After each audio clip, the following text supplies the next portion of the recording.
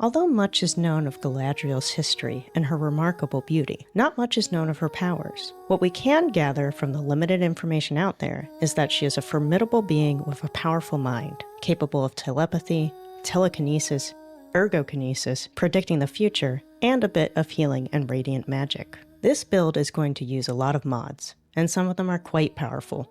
I highly recommend playing this build on higher difficulties, perhaps even with a mod installed to increase enemy difficulty or to run her solo.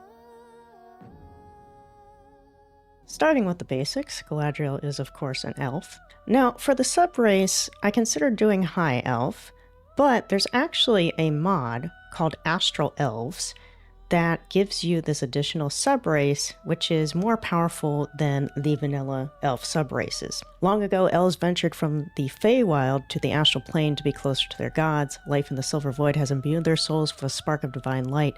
That light manifests as a starry gleam in an astral elf's eyes. I think this makes more sense for Galadriel, as Galadriel is not actually originally from Middle-earth. She is from Valinor, so she was very close to the gods of that world, and she does seem to be a more powerful divine-like elf than some of the others that we come across in the series, so I think Astral Elf is the right choice here. So it allows you to take a cantrip. It also gives you a couple features here. So there is the Starlight Step, magically teleport to an unoccupied space you can see within range.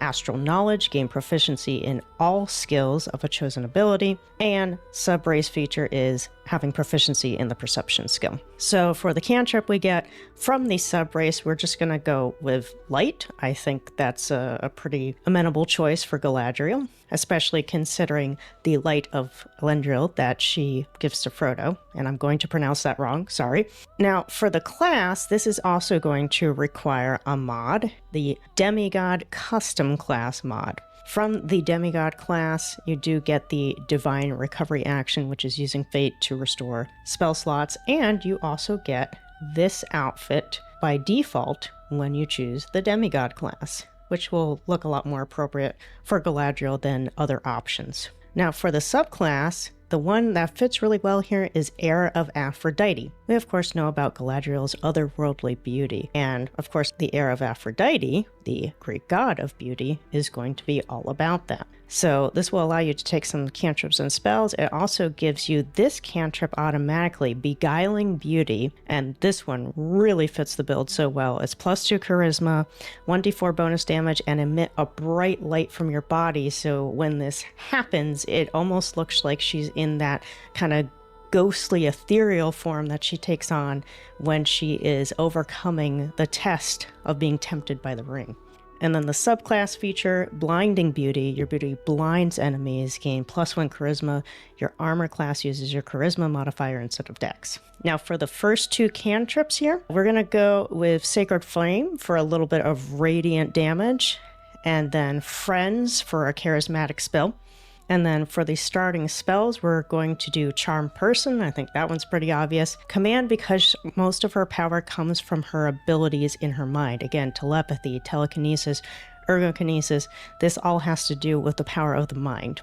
We're also going to give her Dissonant Whispers as a flavorful nod to that scene where she is talking to Frodo telepathically. And we will go with Divine Favor for a little more radiant damage. For the background, I really feel like Noble or Sage can work here. I'm personally going to go for Noble. She was from a noble family. And then for the abilities, we are going to be focusing on Intelligence, Wisdom, and Charisma for this build, but I would keep in mind that without the confines of these scores, Galadriel would have high scores in everything. For the sake of this build and the confines we have, we are going to lower Strength, Dex, and Constitution all down to 10, so that we can use the rest of the stat points within those other three. So we're going to put Intelligence up to 14. Wisdom, we're going to add the +1 and bring it to 16. We're going to add the +2 to Charisma and bring that up to 16 as well. For skill proficiencies, she already has History, Perception, and Persuasion. We are going to add Arcana, Religion, and Intimidation, and I think those are pretty self-explanatory. All right, with that out of the way, let's move on to appearance.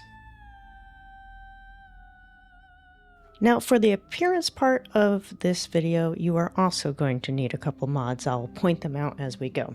So we're going to start with body type 1. I do realize that Galadriel was very tall. I think it was somewhere around 6'4", 6'7", something like that. However, if you give her body type 3, she also becomes really bulky, which does not fit her look. So I recommend sticking with body type 1. For the voices, I would say that voice 6 is probably the closest. Now this is where the first aesthetic mod is going to come in. It's going to be the face. You are going to need the Faces of Faerun mod for this one. The head is called Adeline, this one right here. And for the skin tone, it is going to be Pallid Tone 1. Then we're going to go over to eyes, and this is another mod you will need to get this exact look, although there are plenty of options in the vanilla form too. This is going to be the Subtle Nature Eyes mod, and it is Blue Sea. And just a reminder as we go through this that the appearance is based on the Galadriel represented in the Lord of the Rings trilogy. For makeup, we're going to keep things very minimal here. We'll go with makeup 1. You're going to keep the color black. The lip tint, we're going to go with Red Cold 2. Turn up the tint intensity to about 40% and the glossy level to about 30%. For hair, unfortunately, there's not a style that really comes across as nice as Galadriel's hair in the movies, but the closest I could find, and you're going to need a mod for this too, this is the Medusae Hairs mod, is Angelic Wayfarer. So this is not nearly as long as the hair that she has in the movie, but it is very flowy. The hair color is going to be Blonde Gold 2, and then to give it a little bit more of a gold look, go under highlights and select Gold Blonde 1 and turn it up to just about 50%. And that will do it for the appearance. Onto the build. At level 2, we are going to stay in Demigod. We need to choose an additional cantrip here. So we are going to go with Mind Sliver.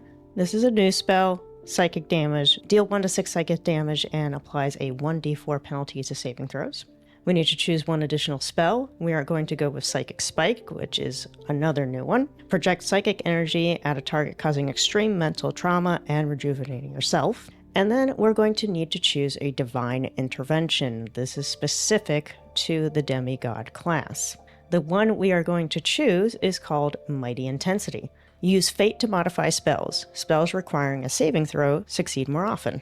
At level 3, we're going to get a couple things automatically.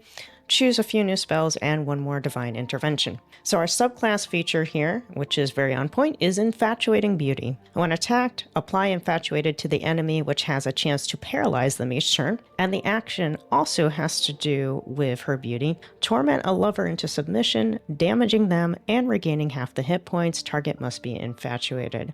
So it deals some damage and some psychic damage on top of that. So for the spells here, we are going to go with Enthrall, which, I mean, this is just so on point here. Reduce a creature's peripheral vision and make it look at you. And then we're also going to go with Moonbeam as a representation of her relationship to the stars, but also the way that she can sometimes project radiant energy. For Divine Intervention this time, we are going to go with Holy Healing. When you cast a spell, you heal yourself for 2d6. Demigod level 4 is the last level that we're going to take in the Demigod class. Then we're going to switch over to something else, which will also need a mod. So here we get a class feature. Your movement speed is increased. We also get a level 2 spell called Lustrous Lure, lure enemies towards you. We're going to need to choose another spell here. We're going to go with Hold Person, again attributing to the power of her mind and her ability to manipulate others. And then for the feat, we are going to go with a new one here called Telekinetic.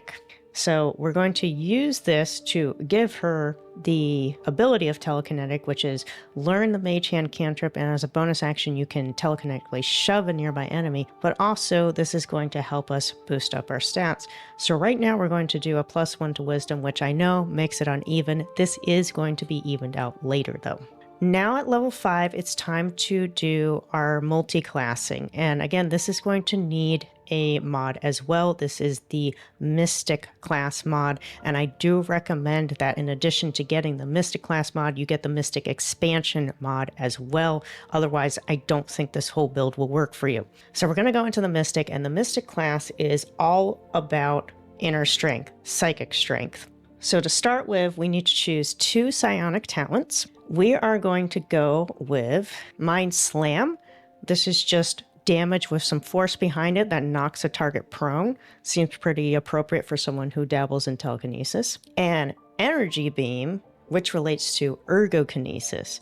Blast a creature with a chromatic beam of energy. Then we need to choose a psionic discipline. Now there are a ton of psionic disciplines for this class. It would take me quite some time to go through all of them, so I'm just going to go through the ones that are pertinent to this build.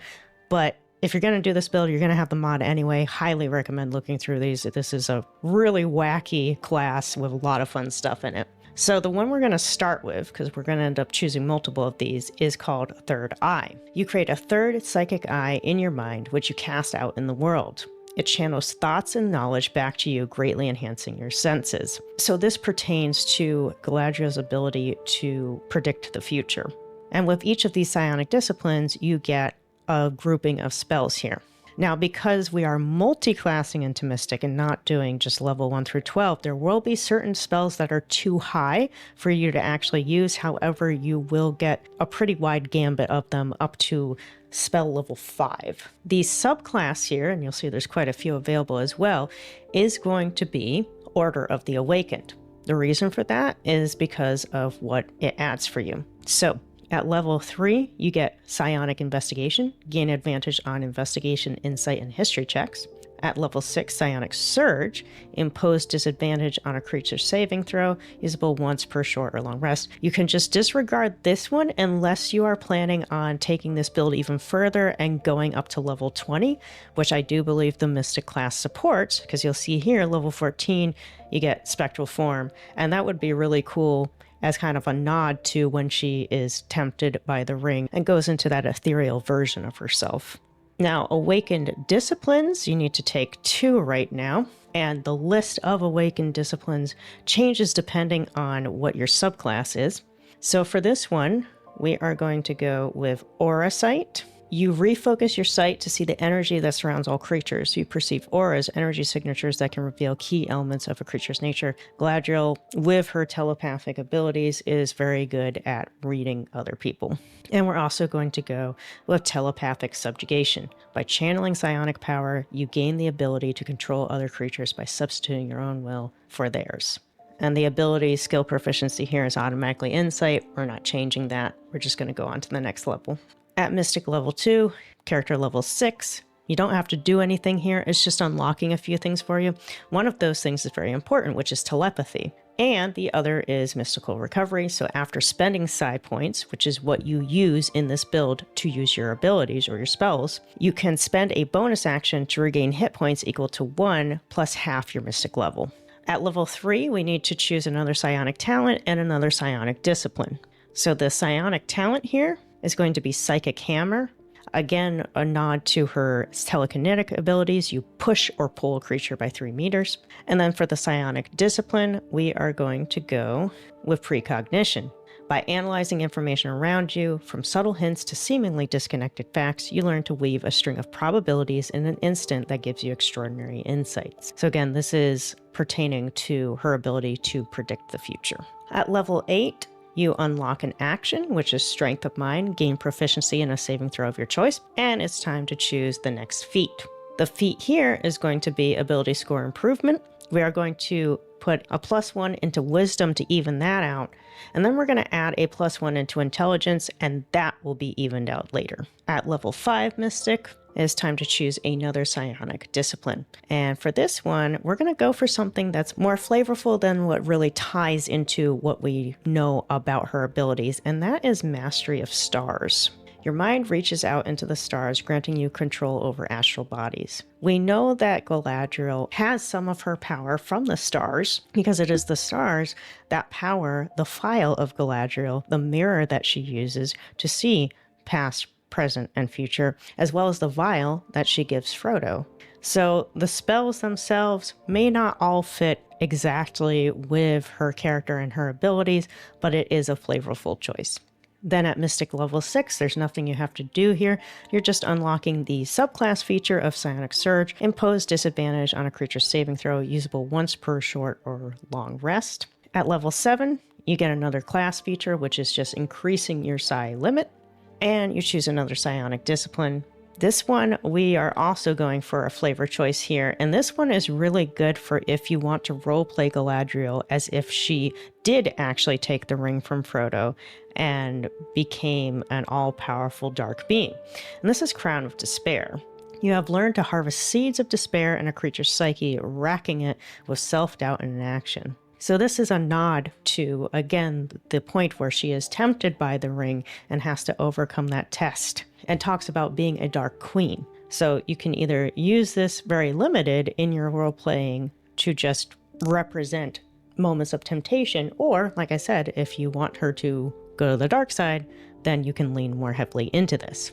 And at the final level, we are unlocking an additional class feature called Psionic Strike. After hitting an enemy with a weapon attack, you can deal an additional 1 to 8 psychic damage. Probably not going to be using that a whole lot because you're probably going to be all about the spells, not really the weapon attacks, but it is there if you want it. And it's time to choose one more feat, and this is where we're going to even out intelligence. We are going to do Resilient in intelligence, bringing that up to an even 16, and also giving her proficiency in her intelligence saving throws. Before this, she only had that in her wisdom saving throws. And that will do it for the build. Now it's on to the bonus section. Before we go to the bonus section, I have a quick favor to ask.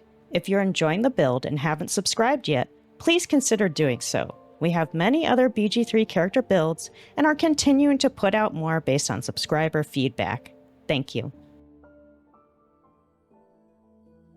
Although there are currently no mods for the Rings of Power that were gifted to the elves, dwarves, and humans, there is a mod for the One Ring. So if you'd like to roleplay Galadriel as if she took the ring from Frodo, whether to overcome its power or to succumb to it, you have that option. If you'd like to change your stats early on in the game, you can get the Warped Headband of Intellect from Lump the Ogre in Act 1, allowing you to distribute your points differently. If you do so, I would recommend putting some of those points into Constitution to help with con saving throws. And that is it for the Galadriel build. I hope you enjoyed it. If you did, I bet you'd enjoy our other Lord of the Rings builds as well.